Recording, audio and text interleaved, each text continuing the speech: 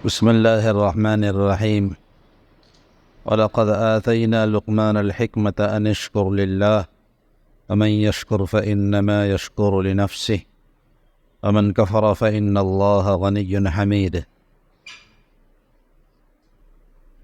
اللہ تعالیٰ نے قرآن کریم میں اپنے نیک بندوں کا ذکر کیا ہے، اور ان نیک بندوں نے، ولی صفت انسانوں نے جو اپنے بچوں کو خصوصی نصیحتیں کی ہیں، خاص ہدایات دی ہیں، ان نصیحتوں کو، ان ہدایتوں کو اللہ نے اپنی کتاب میں بیان کیا ہے۔ انبیاء علیہم الصلاۃ والسلام کے بارے میں بھی آتا ہے کہ انہوں نے اپنے بچوں کو جمع کر کے جو سمجھایا تھا۔ حضرت یعقوب کے بارے میں آتا ہے، حضرت ابراہیم کے بارے میں آتا ہے، حضرت اسماعیل کے بارے میں آتا ہے کہ وہ اپنے گھر والوں کو نماز کا حکم کیا کرتے تھے۔ تو وہ جو نیک بندے اللہ کی طرف لوگوں کو بلاتے تھے اور خاص طور سے اپنے بچوں کو جو نصیحتیں کیا کرتے تھے، ان کا ذکر اللہ نے اپنی کتاب میں کیا ہے۔ انہی اللہ کے نیک بندوں میں ایک ہیں حضرت لقمان علیہ السلام۔ نبی ہے یا نہیں اس سلسلے میں تو اختلاف ہے، لیکن یہ کہ بہرحال اللہ کے برگزیدہ بندے ہیں، اس میں تو سب کا اتفاق ہے۔ انہوں نے اپنے بچے کو نصیحت کی۔ اللہ فرماتے ہیں کہ ہم نے حضرت لقمان کو حکمت عطا کی تھی۔ حکمت کہتے ہیں بات کو گہرائی میں پہنچ کر کے کہنا۔ کسی بات کو، حکمت کی وجہ سے بہت ساری تعریفیں کی علماء نے۔ ایک عام سا مفہوم یہ ہے حکمت کا کہ کسی بات کو اچھی طرح سمجھا دینا اور دل میں بٹھا دینا، یا آپ یہ بھی کہہ سکتے ہیں کہ عملی طور پر اس کو بتا دینا، یہ بھی حکمت۔ تو گہرائی کی بات اور پتے کی بات اللہ نے حضرت حکیم کو سمجھائی تھی۔ تو اللہ فرماتے ہیں کہ دیکھو کتنے پتے کی باتیں ہم نے سمجھائی تھی، کہ اپنے بیٹے کو جو انہوں نے نصیحت کی ہے وہ غور کرنے کی چیزیں، حقوق اللہ، حقوق العباد، اور والدین کے ساتھ، رشتہ داروں کے ساتھ، دوسرے لوگوں کے ساتھ زندگی گزارنے کا کیا بہترین طریقہ ہو سکتا ہے، اچھا راستہ ہو سکتا ہے اور اسلوب ہو سکتا ہے، اس کو اللہ نے بیان کیا ہے کہ دیکھو ہمارے لقمان نے کیسی نصیحت کی۔ سب سے پہلی نصیحت کی، اور یقیناً یہ پہلی ہی نصیحت ہونی چاہیے، یا بنی لا تشرک باللہ، کہ اے بیٹے اللہ کے ساتھ کسی کو شریک نہ ٹھہرانا۔ ان الشرک لظلم عظیم، شرک بہت بڑا ظلم ہے، ظلم عظیم ہے۔ ظلم کہتے ہیں کہ جس چیز کو جہاں رکھنا چاہیے تھا اس کو اس جگہ نہ رکھ کر کے دوسری جگہ رکھا، اس کو کہتے ہیں ظلم۔ اس سر کو جہاں جھکنا چاہیے تھا وہاں نہیں جھکا کر کے کسی اور جگہ جھکا رہا ہے جو جھکانے کی جگہ نہیں ہے، یہ ہے ظلم۔ تو سب سے بڑا جو ظلم اور ناانصافی دنیا میں ہو سکتی ہے وہ ہے کہ اللہ کے ساتھ کسی کو آدمی شریک ٹھہرائے۔ تو سب سے پہلی نصیحت کی کہ شرک نہ کرو، اور اس کے بعد اللہ نے جگہ جگہ اپنے حق کے بعد والدین کے حق کو ذکر کیا ہے۔ تو ایسے ہی حضرت لقمان نے بھی کہا کہ بیٹے اس کے بعد اپنے والدین کے ساتھ حسن سلوک کرنا، اور ان کے جو احسانات ہیں ان احسانات کو یاد کر کے حسن سلوک کرنا، کہ انہوں نے پیٹ میں اٹھائے رکھا، پالا پوسا بڑا کیا، ساری تربیت دی ہماری، اور بہت ساری مشقتیں انہوں نے اٹھائی ہمارے لیے، والدین نے مل کر کے مشقت اٹھائی، لہذا اس احسان کو جب ذہن میں رکھو گے تو ہمیشہ تم ان کے فرما بردار رہو گے۔ حتیٰ کہ کہا اگر والدین مشرک ہوں اور تمہیں شرک پر زبردستی کریں کہ تم بھی مشرک بن جاؤ، تو اس میں تو ان کی بات نہ مانی جائے، لیکن بہرحال ان کے ساتھ حسن سلوک کا برتاؤ برقرار رکھا جائے۔ کتنی بڑی بات، کتنی بڑی بات۔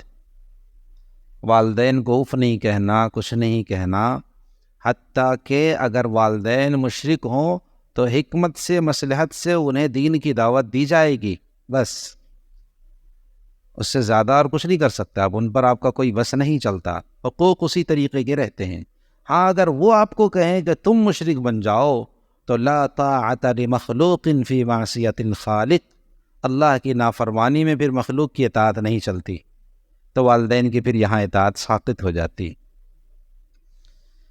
اور فرمایا یا بنی انہا ان تک مثقال حبۃ من خردل، دیکھو ایسا نہ سمجھنا کہ تم اللہ سے بچ کر کہیں تم رہ جاؤ گے، یا نافرمانی کر کے تم چاہو کہ اللہ سے ہم بچ جائیں گے، بچ نکلیں گے، تو ایسا نہیں سمجھنا۔ کہیں بھی تم ذرے کی شکل میں بکھرے رہو، آسمان میں، زمین میں، دریا میں، پہاڑ میں، کہیں بھی رہو، اللہ تمہیں ٹھیک اسی طرح کا انسان بنا کر کے لے آئیں گے اور تمہارا حساب کتاب ہوگا۔ اے بیٹے، نماز قائم کرتے رہو، نماز قائم کرتے رہو، ہاں نماز قائم کرتے رہو۔ میں نے بیٹے کو نصیحت کی کہ بیٹا نماز پڑھتے رہنا۔ اقامت صلاۃ کا مطلب یہ نہیں کہ کبھی پڑھا کبھی نہیں پڑھا، اقامت صلاۃ کا مطلب ہے پابندی کے ساتھ نماز پڑھتے رہو، اور امر بالمعروف بھی کرتے رہو اور نہی عن المنکر بھی کرتے رہو، یعنی دوسروں کے سلسلے میں تم کوشش کرتے رہو اور دوسروں کو بھی اچھے راستے پر لانے کے حوالے سے جو جد و جہد ہو سکتی ہے وہ کرتے رہو، اور برائیوں سے لوگوں کو روکو، اور اس راستے میں جو تمہیں تکلیف ہو اس پر تم صبر کرو، واصبر علی ما اصابک۔ ظاہر ہے کہ جب آدمی کسی کو روک ٹوک کرتا ہے، کسی کو کچھ سمجھاتا ہے، تو اس کے موافق بھی بات ہو سکتی ہے، مخالف بھی بات ہو سکتی ہے، اس کو بات نہیں سمجھ میں آئے گی، اٹھایا اور ایک چاٹا مار دیا، آپ کچھ نہیں کر سکتے ہیں۔ نبی کے ساتھ حالات آئے، دیگر لوگوں کے ساتھ حالات آئے، تو یہ ہو سکتا ہے کہ ایسا ہو جائے۔ تو تبلیغ میں ایسا نہیں ہے کہ پھر الٹ کر کے تم نے بھی ایک رسید کر دیا، بلکہ یہ ہے کہ حکمت و مصلحت سے تم اس وقت صبر کر لو اور صبر کے ساتھ اپنا کام کیے جاؤ۔ کام کرنے کی حکمت یہی ہے کہ آدمی جس مشن کو کر رہا ہے اس میں لگا رہے، دنیا کیا کہتی ہے، کون کیا بولتا نہیں بولتا ہے، اس چکر میں انسان کو نہیں لگنا چاہیے، بس آپ اپنا کام کیے جائیے۔ اسی لیے قرآن نے کہا وَأَعْرِضْ عَنِ الْجَاهِلِينَ، یہ جو ناواقف جاہل لوگ ہیں، آپ ان کے چکر میں کاہے کو ہیں، آپ ان کو پرے کو رکھیے اور اپنا کام کیے جائیے، بس یہ طریقہ ہے۔ اب ظاہر ہے کہ آپ جب کام کریں گے تو 10 طرح کے طعنے آئیں گے نا، وہ کچھ کہے گا، وہ کچھ کہے گا، تو کتنے لوگوں کا آپ جواب دیجیے گا؟ جواب نہیں دینا، بس آپ اپنا کام کیے جائیے۔ آپ جس کو حق سمجھتے ہیں، صحیح سمجھتے ہیں، اس کے مطابق آپ کام کیے جائیے۔ کام اسی طرح سے ہوتا ہے کہ آدمی اس کام کا دیوانہ بن جائے۔ تو فرمایا کہ اس راستے میں اگر کوئی تکلیف ہو تو اس پر صبر کیے جاؤ، اور فرمایا کہ ان ذلک من عزم الامور، یہ ہمت کا کام ہے، یہ ہمت کا کام ہے کہ آدمی گالیاں کھا کر کے، پٹائی کھا کر کے، طعنے سہ کر کے، اور پھر دین کی دعوت دیتا رہے، بات کرتا رہے، لوگوں کو اچھائیوں کی طرف بلاتا رہے، یہ ہمت کا کام ہے، اور یہ انبیاء کی ہمت تھی۔ انبیاء علیہ الصلوۃ والسلام کی سی ہمت پیدا کرو۔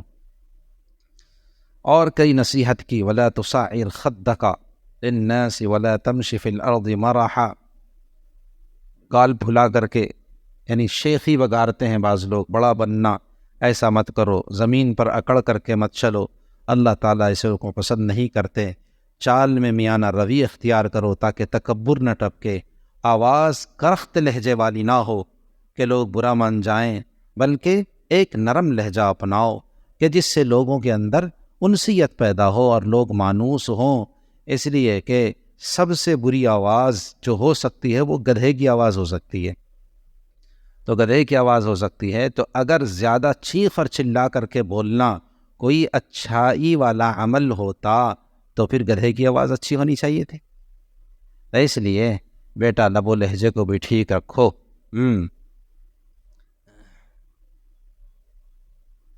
ایک شعر ہے، ذہن میں نہیں آ رہا ہے لیکن تھوڑا تھوڑا آ رہا ہے، کہ کیا ہے یہ کون جانے گا، آپ اپنے لہجے کو بہت اچھا شعر ہے، ایک شعر ہے کہ آپ اپنے لہجے کو وہ رکھیے، اچھا رکھیے، کہ یعنی مضمون میں کیا ہے یہ کون جانے گا، لیکن آپ اپنے لہجے کو درست رکھیے، اچھا رکھیے، پر اثر رکھیے، آپ اپنے لہجے کو پر اثر رکھیے۔